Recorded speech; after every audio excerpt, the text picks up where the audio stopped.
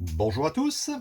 Alors ici, le calcul d'une limite, la limite lorsque x tend vers plus l'infini de la fonction moins 3 plus 8 sinus x divisé par exponentielle x plus 2.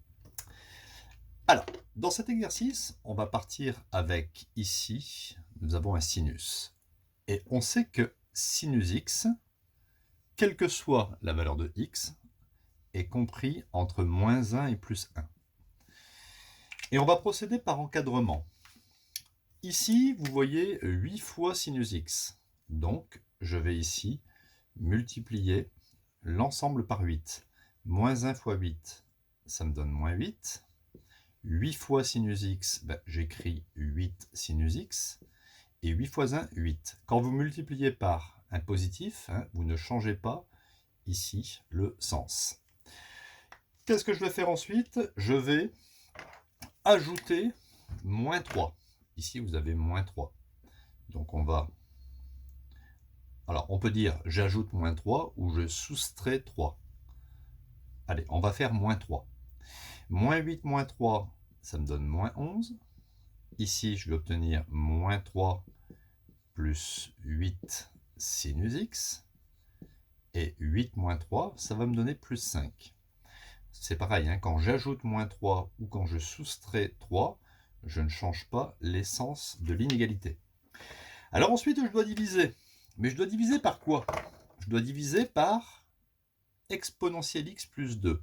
Alors, il faut savoir une chose, c'est que quel que soit x appartenant à R, exponentielle x est strictement supérieur à 0. Donc, exponentielle x plus 2, si vous ajoutez 2 de chaque côté, exponentielle x plus 2 sera plus grand que 2. Mais 2 est plus grand que 0. Donc, il est évident que exponentielle x plus 2 est une quantité strictement positive. Pourquoi c'est important? Parce que je vais diviser ici par exponentielle x plus 2. Je vais donc obtenir moins 11 sur exponentielle x plus 2. Quand on divise par une quantité strictement positive, on ne change pas le sens de l'inégalité.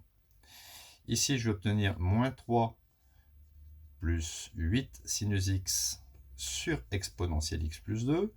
Et ici, 5 sur exponentielle x plus 2.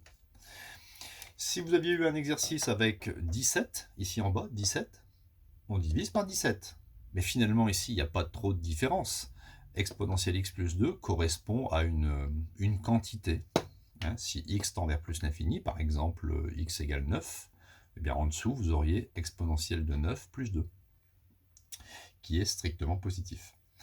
Donc, arrivé à ce stade, je viens de réaliser un encadrement de ma fonction. Regardez, ça c'est votre fonction qui est encadrée par deux autres fonctions. Je vais maintenant calculer la limite de la partie gauche en plus l'infini et la limite de la partie droite en plus l'infini. Alors, je vais le recopier ici. Je vais mettre limite. Alors, limite de moins 11 sur exponentielle x plus 2 lorsque x tend vers plus l'infini sera inférieur à la limite. Alors, je vais appeler toute cette fonction, pour éviter de la réécrire, f de x. Lorsque x tend vers plus l'infini, inférieur à limite de 5 sur exponentielle x plus 2, lorsque x tend vers plus l'infini. Voilà, j'ai appliqué la limite partout. Maintenant, nous savons que la limite d'exponentielle x en plus l'infini, ça tend vers plus l'infini. Donc, il est évident que si vous faites moins 11 divisé par une quantité qui tend vers plus l'infini, bon, le 2 est négligeable, si vous dites 20 000 milliards plus 2, le 2 est négligeable. Moins 11 divisé par plus l'infini, en vérité, ça fait 0 moins. Alors moi, j'aime bien préciser 0 ou 0 moins. Bon, on peut considérer que c'est 0 aussi, mais en vérité, c'est bien moins 11 dans votre tête divisé par plus l'infini. Divisé par l'infini, ça fait 0. Et la règle des signes, un moins divisé par un plus, vous mettez un moins. 0 moins, c'est-à-dire, c'est un petit peu comme si ça tend vers moins, virgule 0, virgule 0. Ça tend vers 0, mais dans les valeurs négatives. Alors ici, ça ne sera pas très important. Hein. Vous allez juste mettre égal 0. Donc, la limite de cette fonction, c'est 0. Pour les mêmes raisons, ici, puisqu'on a à peu près la même chose, 5 divisé par plus l'infini, 5 divisé par plus l'infini, ça tend vers 0, hein. Divisé par l'infini, ça fait 0, plus divisé par plus, ça fait 0 plus, hein. Mais on va dire 0. Donc, étant donné que la limite de votre fonction est comprise entre 0 et 0, on peut affirmer que la limite de votre fonction, lorsque x devient très grand, x tend vers plus l'infini, ça va faire 0. La fonction tend vers 0. Et donc, ici, la droite d'équation y égale à 0 sera une asymptote horizontale.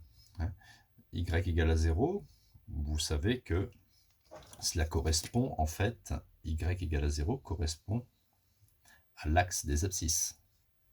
Vous voyez, quand la limite fait 0, la fonction va se rapprocher de 0. Alors, on ne sait pas si c'est au-dessus ou par en dessous, il faudra étudier les variations.